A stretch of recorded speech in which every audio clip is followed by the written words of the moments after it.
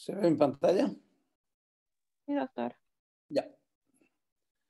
Pero creo que no tenemos asistencia. 17. Esperaremos un par de minutos, por favor, muchachos. La clase. Terminando ya la parte de tubo digestivo, vale decir, de los órganos huecos en los cuales vamos a introducir un contraste para poder evaluarlos en forma adecuada. Los órganos sólidos, que son los otros órganos que vamos a evaluar, tenemos la posibilidad de contar con herramientas como la ecografía, la tomografía computada y la resonancia magnética.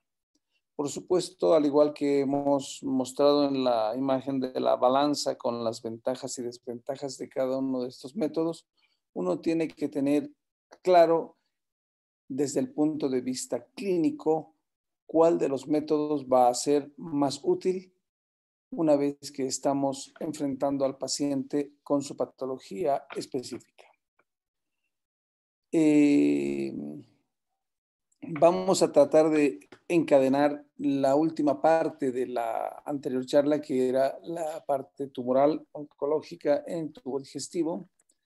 Habíamos visto que podíamos valorar extensión local con ecografía y tomografía computada, al mismo tiempo que con resonancia magnética.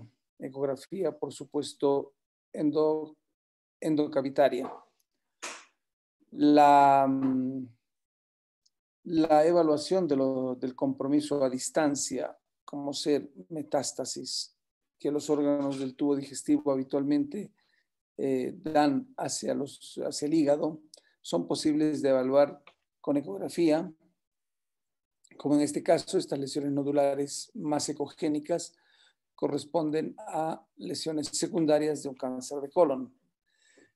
Es, sin embargo, la ecografía un método que muchas veces no permite la valoración adecuada y exacta de las lesiones en hígado, porque si esas lesiones van a tener una ecogenicidad, o sea, una estructura y un comportamiento a la ecografía similar al tejido adyacente, por supuesto van a aparecer imperceptibles al estudio ecográfico. La tomografía y la resonancia magnética son otras herramientas en las cuales la posibilidad de valorar hígado es alta.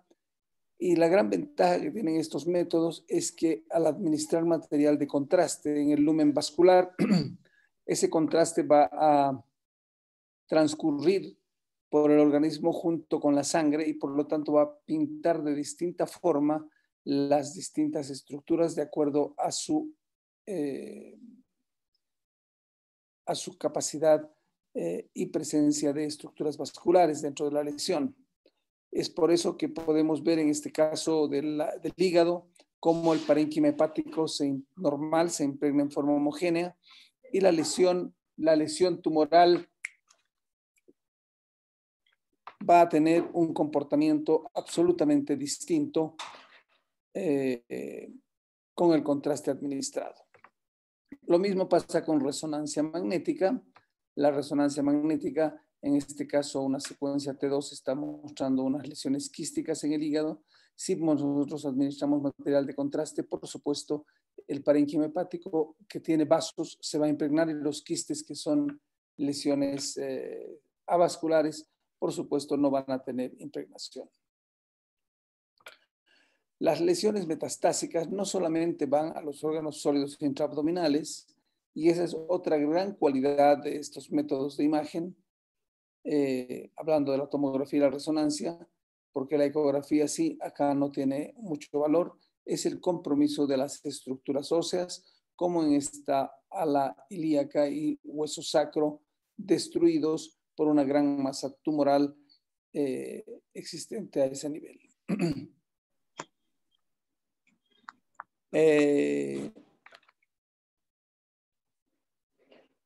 Con tomografía ya habíamos mencionado que podemos ver la lesión primaria, en este caso un engrosamiento significativo de la pared del recto sigmoides y en este caso del colon derecho, y con esta estructura blanca corresponde a contraste endoluminal. Este es un examen bastante antiguo, actualmente ya no se emplea contraste oral para los pacientes, solamente se da una ingesta de líquido porque los tomógrafos tienen actualmente mucho más resolución y son mucho más rápidos que los tomógrafos antiguos.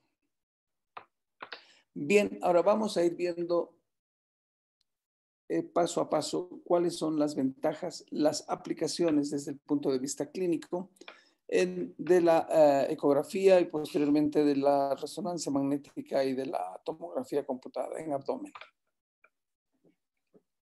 Si bien la ecografía no es una herramienta importante y de primera línea para la valoración del tubo digestivo, hay ocasiones en las cuales sí es útil cuando uno le presta atención a algunos signos y, por supuesto, tiene la posibilidad de contar con equipamiento que permita hacer este tipo de estudios. Acá, por ejemplo, las enfermedades diverticulares del intestino grueso, cuando se complican, pueden dar lugar a abscesos pericolónicos y en este caso estamos viendo claramente en el colon izquierdo la presencia de una lesión diverticular con cambios inflamatorios en la grasa pericolónica secundaria a un divertículo que se ha complicado. No quiero decirles que sea la herramienta inicial para el diagnóstico de una enfermedad diverticular. Por supuesto, la enema varitada, la tomografía computada y la colonoscopía son exámenes de primera línea para el diagnóstico de la enfermedad diverticular, pero cuando uno está haciendo una ecografía por dolor abdominal difuso, tiene que valorar todas las estructuras en busca de signos que orienten hacia una u otra patología.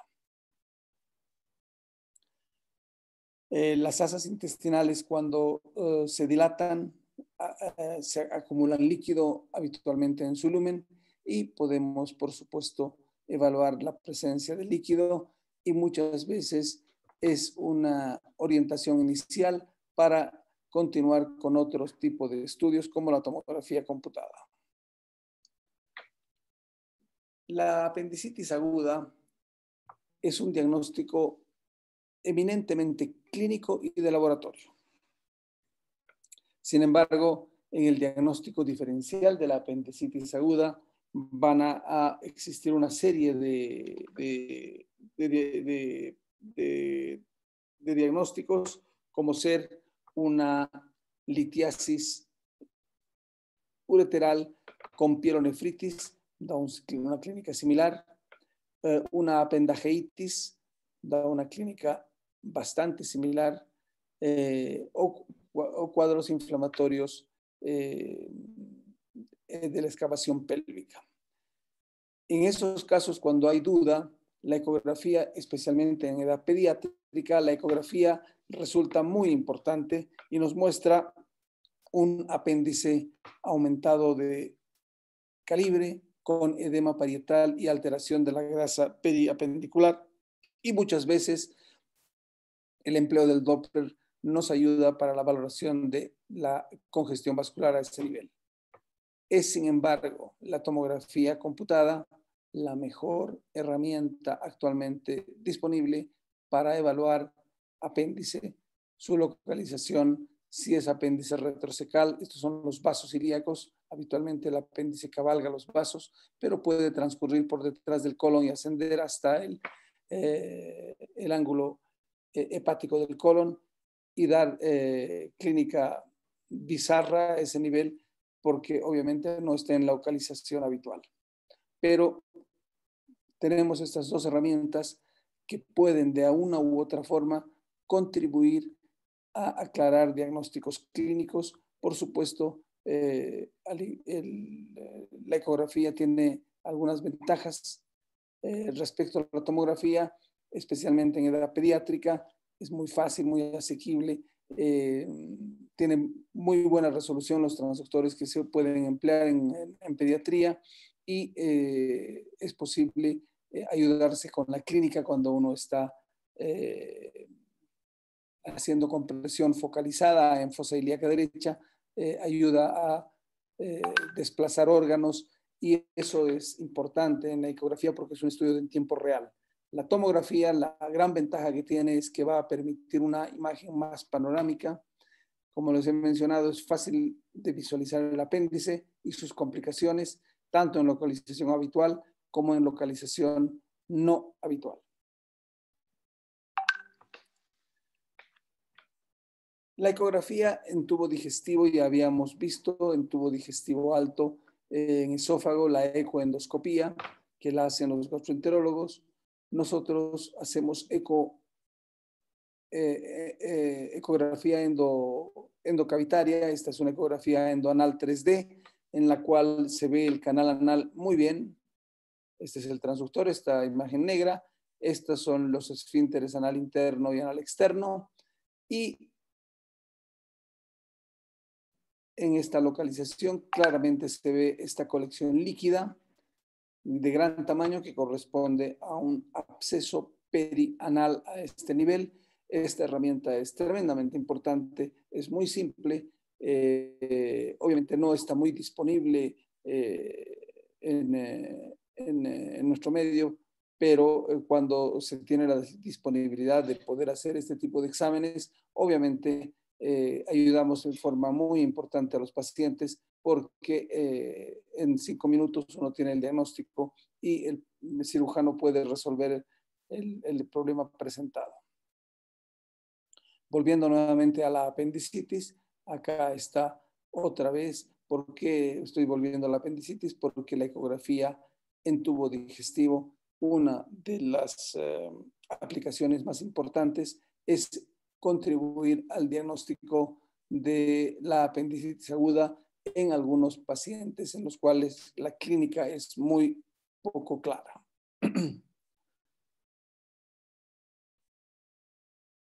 ¿Para qué también sirve la ecografía en patología abdominal? Nos sirve para guía de intervencionismo. ¿Qué significa intervencionismo? Significa la colocación de catéteres en algunas colecciones líquidas o el empleo de guiadas por ecografía para la toma de biopsias mínimamente invasivas con anestesia local, sin quirófano y un procedimiento muy seguro y que permite alto rendimiento para la planificación posterior del manejo de ese paciente. Por supuesto, estos procedimientos no están exentos, son mínimamente invasivos, sin embargo, tienen, por supuesto, riesgos. El riesgo mayor que tenemos es el sangrado, tanto en la biopsia como en la colocación de los catéteres, pero obviamente hay que tener mucho cuidado con eso y tener los exámenes de laboratorio adecuadamente estables para que no tengamos esos inconvenientes. En intervencionismo, la tomografía también es útil. Acá estamos haciendo una biopsia de una lesión hepática. Esta es la aguja ingresando hasta el blanco que necesitamos biopsiar. Esto lo podemos hacer, por supuesto, ya sea por ecografía. Combinamos las imágenes porque todas las imágenes nos dan utilidades. Hacemos ecografía y si por ecografía podemos alcanzar, por ejemplo, esta colección, le ponemos un tubo guiados por ecografía y resolvemos el problema.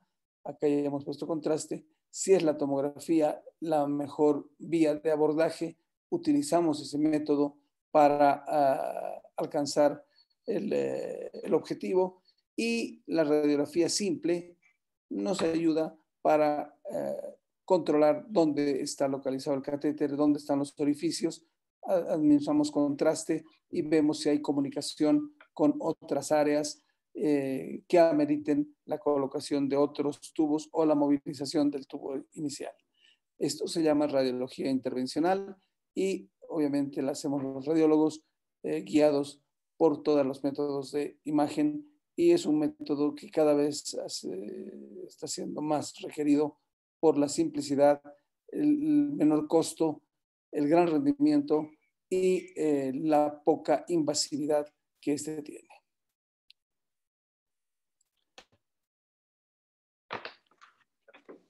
Ahora, cuando hablamos de patología del hígado, el hígado puede ser sujeto de muchas alteraciones patológicas. El compromiso puede ser difuso o focal. Vamos a hablar y tratar de valorar más adelante el compromiso difuso del hígado. Vamos a comenzar con las lesiones focales del hígado. Para esto, por supuesto, necesitamos conocer en forma adecuada la anatomía del hígado, los lóbulos y los segmentos, la relación de estos lóbulos y segmentos con las estructuras vasculares, como ser la vena porta y las venas suprahepáticas, que van a ser la vena porta con sus ramas izquierda y derecha, y las venas suprahepáticas. Estas estructuras venosas son las que nos van a ir delimitando los distintos segmentos del hígado para poder orientar al cirujano fundamentalmente en el momento de que vaya a tomar una decisión quirúrgica, qué estructuras vasculares debe respetar, cuáles tiene que eliminar y cuáles segmentos se van a ver comprometidos si toma la decisión de comprometer un vaso que vaya en esa región. Hace unos momentos había hablado de lesiones quísticas en hígado con esa imagen, ese ejemplo de resonancia magnética que mostré al principio cuando hablábamos de la disponibilidad de equipos de exámenes de ecografía, tomografía o resonancia magnética. Este es un espécimen de un paciente en el cual se ve el hígado. Este es un hígado afectado por múltiples espacios de paredes muy delgaditas, y estos corresponden a quistes en el hígado. Los quistes en el hígado se manifiestan a la ecografía como una lesión anecogénica. ¿Qué quiere decir eso? Que no tiene ecos, de paredes imperceptibles. No podemos decir cuál es el espesor de esta pared, en un quiste simple, por supuesto. No tiene tabiques, no tiene nódulos. Esta es una vena suprahepática, está desplazada por el quiste, no está infiltrada. En ecografía los quistes se ven de esa manera. Hay quistes de distintos tamaños, hay quistes pequeñitos o grandes como este, pero todos los quistes simples van a tener las mismas características a la ecografía. La tomografía computada no habla de ecogenicidad, sino habla de densidades. En tomografía computada, los quistes son hipodensos, son de menor densidad que el parénquima adyacente. Sus paredes también son finitas y no podemos medirlas, son imperceptibles. Están, por supuesto, en distintas localizaciones y, por supuesto, tienen tamaños distintos. Esto blanco corresponde a la aorta y está blanca porque tiene contraste en su lumen. Al tener contraste en su lumen, este contraste también pasa a las estructuras vasculares, acá a las arterias renales, y por eso el parénquima renal está impregnado. Y también a la arteria hepática y vena porta, y por eso el parénquima hepático está impregnado. Pero el quiste, como ustedes saben, tiene un contenido líquido, no tiene estructuras vasculares internas, no se va a impregnar y, por supuesto, se va a mantener de baja densidad, no le va a llegar contraste, no va a cambiar.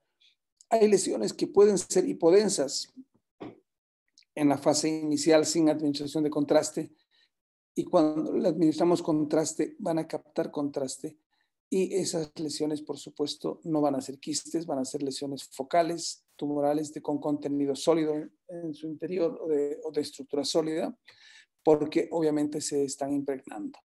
Por lo tanto, uno tiene que tener precaución en ese aspecto. La resonancia magnética tiene el mismo concepto. En resonancia magnética, sin embargo, no utilizamos la palabra densidad, tampoco ecogenicidad, sino hablamos de intensidades. Las lesiones quísticas en el hígado van a ser hipointensas respecto al parénquima adyacente y nuevamente administramos contraste, el parénquima sano se va a impregnar intensamente. Acá todavía es una fase muy temprana y por eso la vena cava no tiene contraste, tampoco las venas suprahepáticas. En una fase de unos minutos posteriores, estas estructuras se van a llenar con sangre, pero los quistes, al no tener vasos en su interior, no van a tener el cambio de señal. Esta es otra secuencia, esto es una secuencia T2. Es T2 porque el líquido se ve blanco acá, este es líquido cefalorraquídeo en el canal espinal. Y esto es líquido en las lesiones quísticas.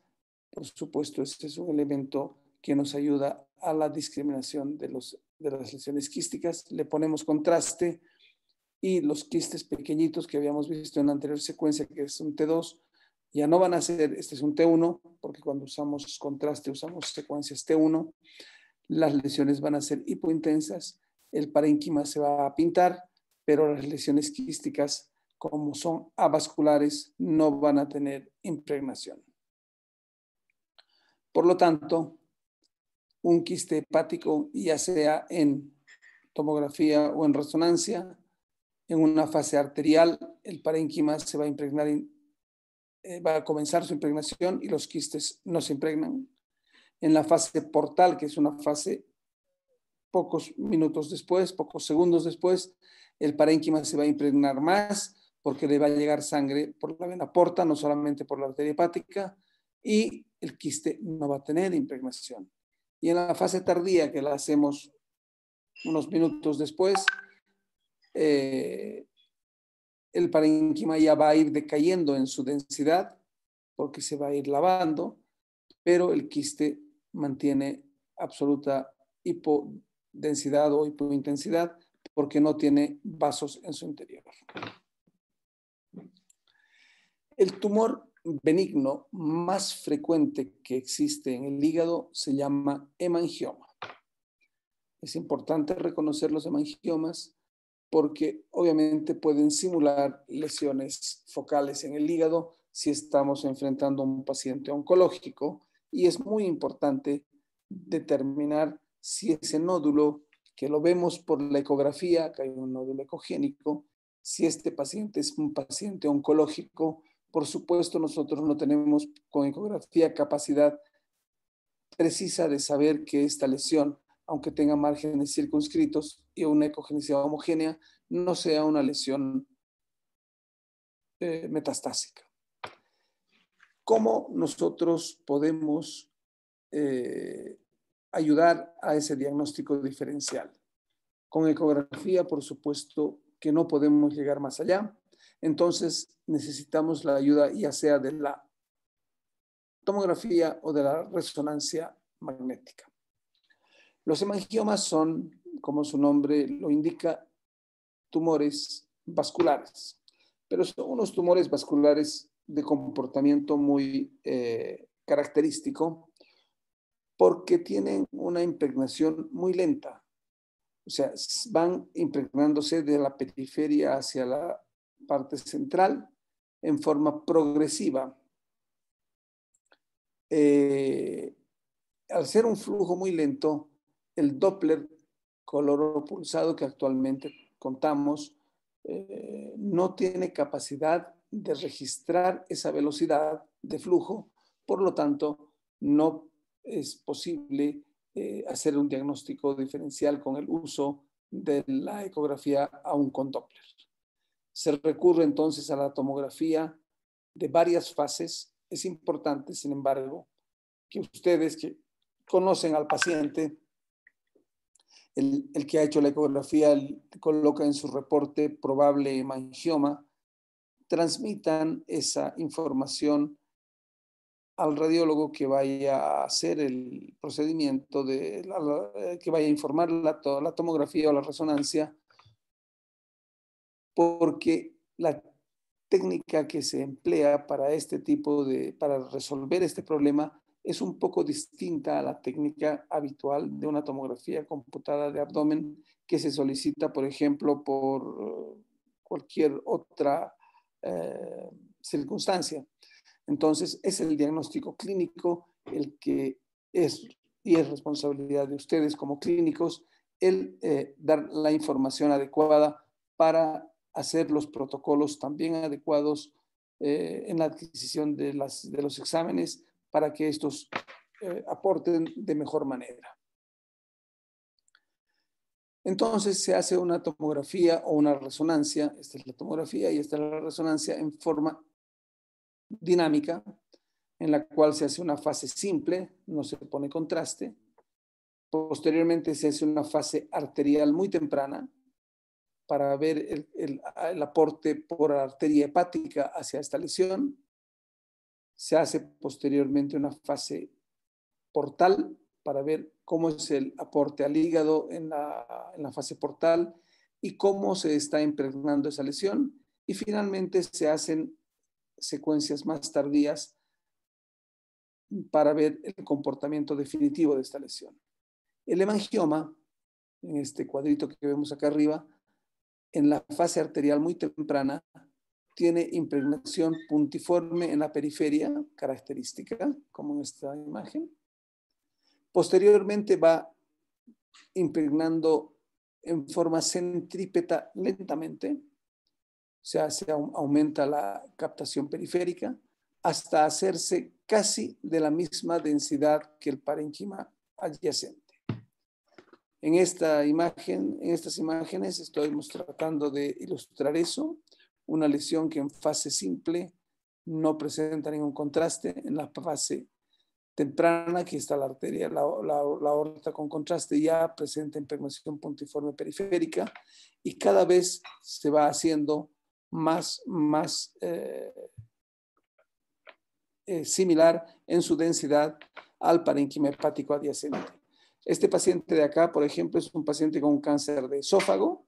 Esta es la pared del esófago muy engrosada y que tenía una lesión a la ecografía y que obviamente esa lesión podía ser considerada como una metástasis. Sin embargo, al hacer la tomografía se determinó que era un hemangioma y, por supuesto, el pronóstico y el tipo de tratamiento que se vaya a dar a este paciente es significativamente y diametralmente opuesto. Acá tenemos una ecografía con Doppler, lo que les mencionaba, que no podemos ver el flujo intralesional con el Doppler, se puede ver el flujo periférico en el hemangioma, y esta es un hemangioma con tomografía, lo mismo que estábamos viendo con Doppler, la impregnación en la región periférica. La otra lesión focal con la que nosotros nos enfrentamos con bastante frecuencia es el absceso hepático. Por supuesto, son pacientes que están con clínica muy comprometida, fiebre, hemogramos alterados, muchas veces con compromiso de la función hepática. Las causas de los abscesos hepáticos son múltiples. Puede ser un trauma abdominal en que se ha hecho un hematoma hepático y posteriormente se ha infectado. Puede ser una causa de origen biliar, una obstrucción de la vía biliar con dilatación de vía biliar, colangitis y formación de abscesos posteriormente. Puede ser secundaria a otro tipo de patología abdominal infecciosa, una apendicitis aguda, una diverticulitis con absceso que han enviado émbolos sépticos a través del drenaje venoso del intestino hacia el hígado y se forman abscesos. Los abscesos son colecciones líquidas que habitualmente van destruyendo el parénquima hepático y si se asocian a gas en su interior, por supuesto, estamos hablando de gérmenes de mayor agresividad. En este caso, esta tomografía computada nos está revelando la presencia de una dilatación de la vía biliar. Está en negro. ¿Por qué? Porque le ha entrado aire a esa vía biliar por probablemente un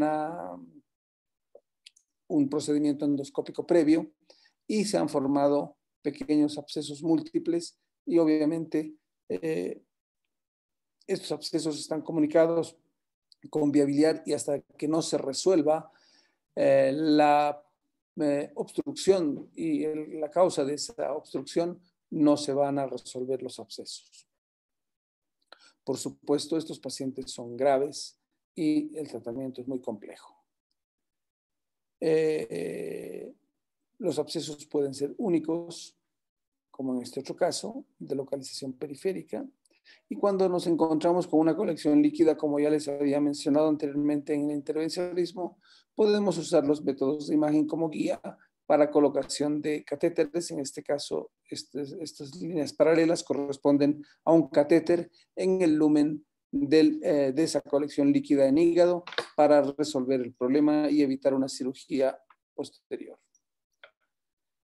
Por supuesto, las otras lesiones focales en hígado son las lesiones tumorales.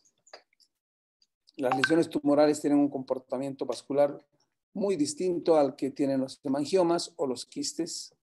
Generalmente el crecimiento de estas lesiones es muy rápido y por lo tanto la parte central de las lesiones no reciben adecuado flujo porque la neovascularización no lo permite y existen áreas de necrosis en la región central de la lesión tumoral. El aporte de estas lesiones va a ser fundamentalmente por arteria hepática. Por lo tanto, cuando estamos buscando una lesión tumoral o cuando tenemos la sospecha de una lesión tumoral hepática, tenemos, al igual que en el protocolo de hemangioma hepático, hacer un protocolo específico para lesión tumoral para poder valorar en forma adecuada estas lesiones. Aquí hay un tumor hepático con una zona central hipodensa que corresponde a la zona de necrosis. Las lesiones tumorales en hígado pueden ser primarias o pueden ser secundarias. Por supuesto, las lesiones secundarias, vale decir, las metástasis, son mucho más frecuentes que las lesiones únicas. En este caso, este es un paciente que hizo un cáncer de colon y posteriormente, en el transcurso de su seguimiento, después de un tiempo, se pesquisaron estas lesiones que correspondían a metástasis en lóbulo caudado, lóbulo izquierdo y lóbulo derecho. Esta es una de las grandes ventajas de la tomografía computada, que nos permite valorar no solamente el órgano específico, también de la resonancia, ¿verdad?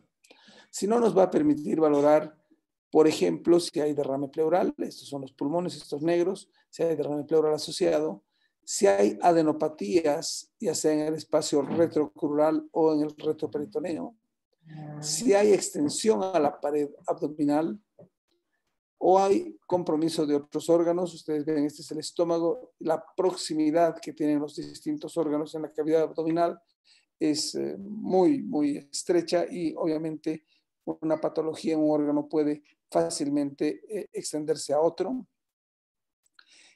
Y también encontrar otro tipo de alteraciones que no tienen relación en realidad, pero que en algún caso pueden ser significativas, como este pequeño quiste simple en el riñón izquierdo.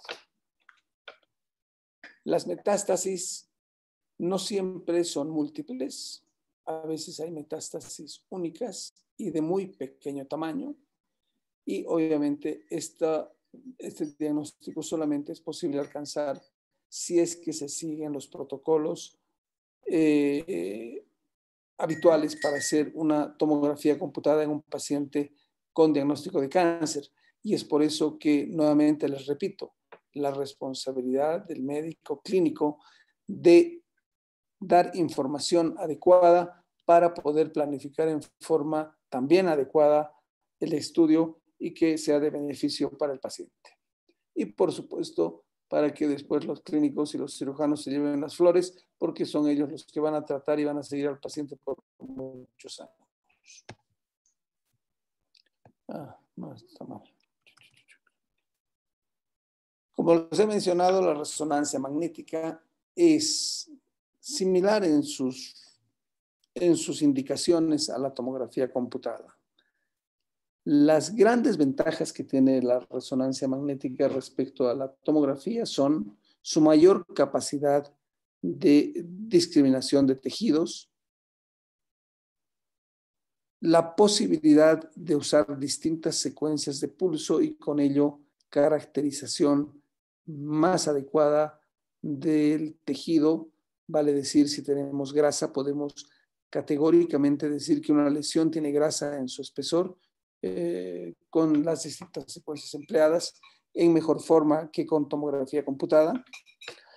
No usa radiación, por lo tanto, en paciente oncológico fundamentalmente pediátrico, la resonancia magnética debe ser la primera herramienta porque la radiación es acumulativa y, por supuesto, no sabemos, ¿vale? Que en esos pacientes oncológicos pediátricos cuántos estudios radiológicos va a requerir en el transcurso de su vida, si va a requerir radioterapia o no. Entonces tenemos que ahorrarle un poco de la radiación y eso se obtiene con la resonancia magnética.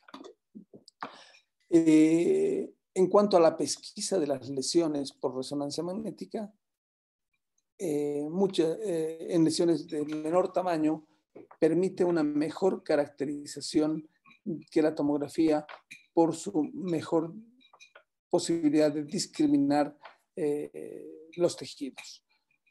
Pero para valorar lesiones tumorales, quísticas o hemangioma, el concepto básico sigue siendo el mismo. Tenemos que ver cómo es el comportamiento del flujo dentro de la lesión cuando les administramos material de contraste a estos pacientes. Nuevamente, una resonancia con contraste, este es contraste en vena cava y aorta, al igual que en la arteria esplénica, esto es el páncreas, el vaso, el hígado impregnado y con sus estructuras vasculares también con contraste, y esta pequeña lesión que es una pequeña lesión quística a ese nivel. La resonancia magnética permite la evaluación y la práctica de lesiones quísticas o lesiones de mayor tamaño también que no captan contraste en su interior. ¿Qué pasa con el trauma abdominal? Acá no hay discusión que en paciente con trauma abdominal cerrado. ¿Por qué?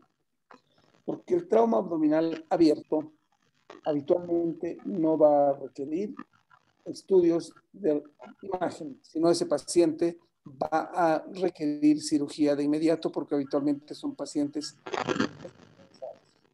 Alguien tiene un micrófono abierto, si por favor lo pueden cerrar. El paciente con trauma abdominal cerrado y si está hemodinámicamente estable, se beneficia mucho de la tomografía computada. ¿Por qué no ecografía? La ecografía FAST, que ustedes van a escuchar y han escuchado mucho probablemente, es una ecografía que solamente permite valorar la presencia de líquido intraabdominal. Demora mucho en su realización y hace perder el tiempo al paciente en un servicio de emergencia.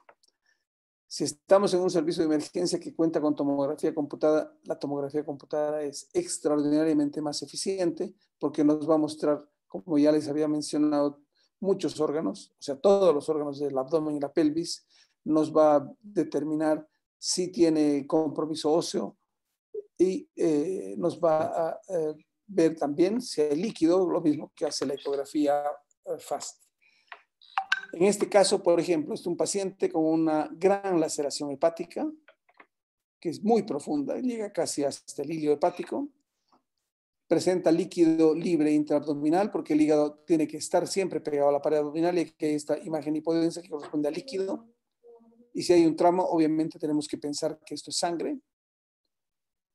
Y además nos permite valorar otras alteraciones, como ser compromiso de este hematoma en riñón, si bien es pequeño, pero en otras ocasiones son de mayor magnitud, y la presencia de otras complicaciones como este trombo en el lumen de la vena cava inferior.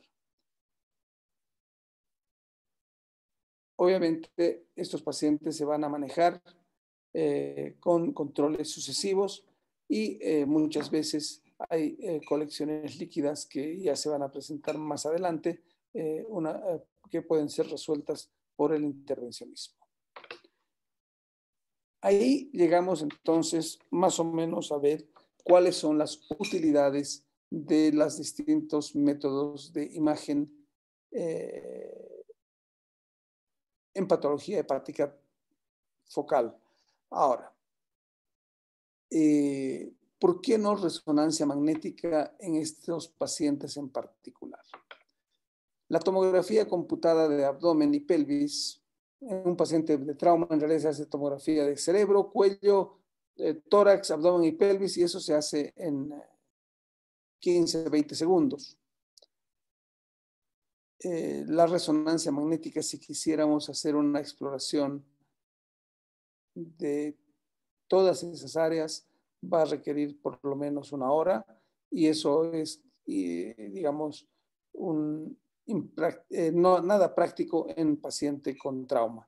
Por lo tanto, es la tomografía computada la mejor herramienta para este objetivo, y en este momento todos los hospitales, tanto privados como públicos de nuestra ciudad, cuentan con tomografía, entonces no hay motivo para no recurrir a este elemento diagnóstico para poder salvar vidas de los pacientes, porque si nos demoramos media hora o una hora en un paciente con trauma, puede ser fatal y comprometer en forma significativa el futuro de este paciente. Muy bien, muchachos, hoy día vamos a dejar acá y la próxima clase continuamos con vía biliar. Buenos días y que tengan buen fin de semana. Hola. Gracias, doctor. Ya, Gracias. chao. Gracias, doctor. Gracias, Doctor. Gracias.